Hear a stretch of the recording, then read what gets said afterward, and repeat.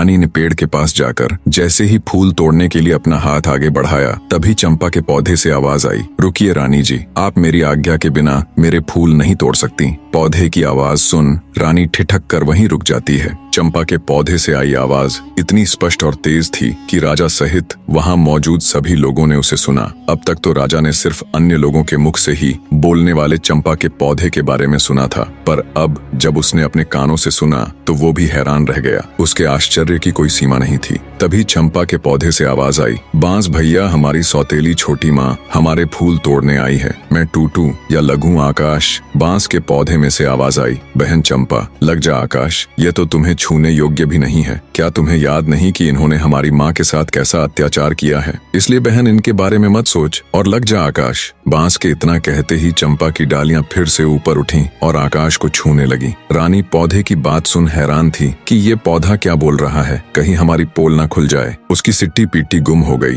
रानी ने सोचा, कहाँ तो फूल तोड़ने आई थी, फूल मिलना तो भाड़ में गया, यहाँ तो हमारा ही किया कराया उजागर हो रहा है। निराश हो चुपचाप वो एक चोर की तरह वापस आकर अपने स्थान पर बैठ गई, दुखी हृदय के साथ खुद में ही खोई। रानी राजलक्ष्मी के कानों में जब सौतेली माँ नामक शब्द पड़े तो उसके भी कान खड़े हो गए। चंपा और बांस की सारी बातें सुन उनका हृदय विचलित होने लगा। राजा सहित अन्य लोग भी सारी वार्तालाप सुन हैरान थे, पर किसी की समझ में अब तक कुछ नहीं आ रहा था। 6वें नंबर की रानी के आने के बाद 5वीं, चौथी, तीसरी और फिर दूसरी रानी भी हार मानकर अपने स्थान पर बैठ गई। जब किसी को चंपा का फूल नहीं मिला तो राजा की पटरानी अथवा बड़ी रानी चंपा के पौधे के पास गई। चंपा का पौधा अब भी आकाश में लगा हुआ था। पटरानी बोली, सुनो चंपा के पौधे, मैं इस राज्य की महारानी और महाराजा की पटरानी हूँ। इस राज्य में जो कुछ भी है उसके ऊपर हमारा अधिकार है, इसीलिए चंपा अपनी डाली को नीचे झुका और मुझे फूल तोड़ लेने दे। इस बार चंपा की डालियों से आवाज आई, भैया बांस, हमारी सौतेली माँ हमें फूल देने के लिए चेतावनी के साथ धमका रही है और हमें अपना आदेश मानने के लिए कह रही है। तुम क्या कहते हो, हमें इनका आदेश मानना चाहिए या नहीं?